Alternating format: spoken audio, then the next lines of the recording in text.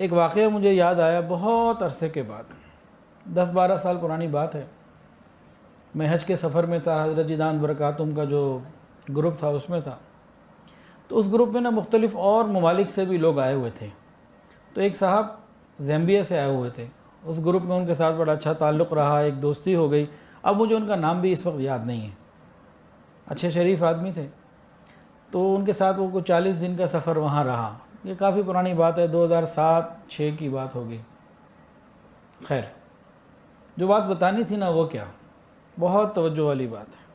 وہ صاحب کہتے ہیں کہ زیمبیا میں ان کی فرنیچر کی دکان ہے، ان کا شو روم ہے فرنیچر کا، لکڑی کا فرنیچر سیل کرتے ہیں۔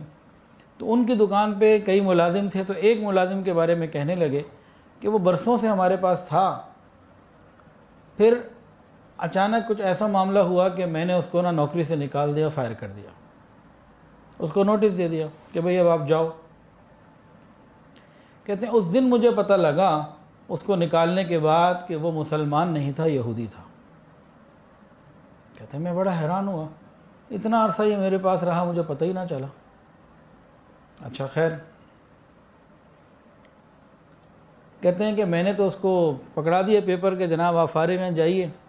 وہ کورٹ میں چلا گیا اور مجھے اس نے ایک آیت پڑھ کے سنائی۔ کہنے لگا دیکھو قرآن مجید کی یہ آیت ہے، اور اس آیت کے تحت تم نے میرے ساتھ ظلم کیا اور مجھے غلط کی کہ مجھے تو تم نوکری سے نکال رہے ہو، یہ تم قرآن کے حکم کے خلاف کر رہے ہو۔ کہتے ہیں کہ اس نے پہلے مجھے بہت ساری دلائل دیے کہ مجھے نہ نکالو، یہ نہ کرو، وہ نہ کرو، کچھ ایسی باتیں تھیں۔ تو خیر وہ شخص جو ہے وہ کہتا رہا، انہوں نے کہا نہیں میں نے تو آپ کو نکال دیا، اب آپ جا سکتے ہیں۔ پھر اس نے قرآن مجید کی آیت پڑھی، اس نے کہا دیکھو یہ تمہارا قرآن ہے اور میں تو مسلمان نہیں ہوں، اور قرآن مجید کا حکم یہ ہے تم قرآن کے خلاف کر رہے ہو، مجھے نکال کے۔ اب کہتے قرآن مجید کی بات آئی، دیندار آدمی ہیں یہ صاحب، تو میں حیران بھی ہوا اور پریشان بھی ہوا۔ حیران اس بات پر ہوا کہ غیر مسلم قرآن کوٹ کر رہا ہے اور اس سے جو ہے نا وہ مسئلہ بتا رہا ہے، دلیل نکال رہا ہے، اور پریشان اس بات پر ہوا کہ اگر میں قرآن کے حکم کے خلاف کر رہا ہوں تو مجھے کچھ سوچنا چاہیے۔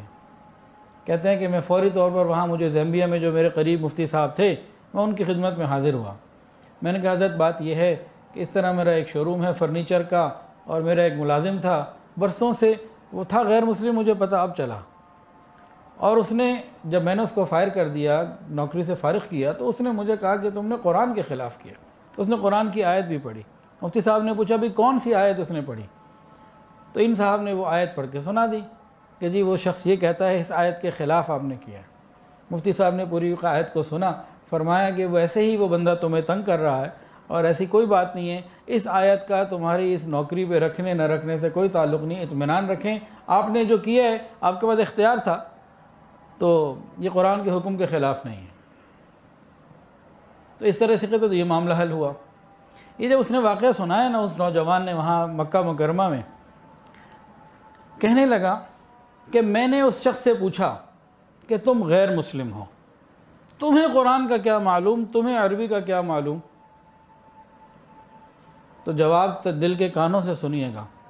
اس یہودی نے زیمبیا میں اس مسلمان نوجوان کو جس کی فرنیچر کی دکان تھی یہ کہا کہ عربی یہ دشمن کی زبان ہے اور بندے کو دشمن کا پتہ ہونا چاہیے۔ ان کی سوچ کدھر ہے؟ تو شیطان ہمارا دشمن، اور سرٹیفائڈ دشمن، پکا دشمن، دشمنی کا سرٹیفکیٹ بھی ہے۔ وہ کون سا؟ قرآن میں اللہ فرماتے ہیں ان الشیطان لکم عدو فاتخذوہ عدوا۔ اللہ فرماتے ہیں کہ بے شک شیطان تمہارا دشمن ہے، تم بھی اسے دشمن بنا کے رکھو۔ ہم نے تو دوست بنایا ہوا ہے، چلو دوست نہیں بھی بنایا ہوا، وہ ایک جگہ نا کہ کوئی کسی نے گھر بنایا اور گھر بنانے کے بعد کوئی عالیشان محل تھا، لکھ دیا ھذا من فضل ربی۔ تو شیطان کا گزر ہوا، اس نے وہ آیت پڑھی تو سر پکڑ لیا، کہتا ساری محنت میں نے کرائی، رب کا نام اس نے لکھ دیا، جھوٹ میں نے بلوایا، رشوت میں نے اس کو سکھائی، دھوکے میں نے سکھائے، اور اس نے ابھی جگہ بنا لی ہے تو بجائے میرا نام لکھنے کے لکھتا ہے۔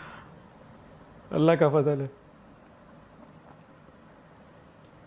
تو ہمیں معلوم ہونا چاہیے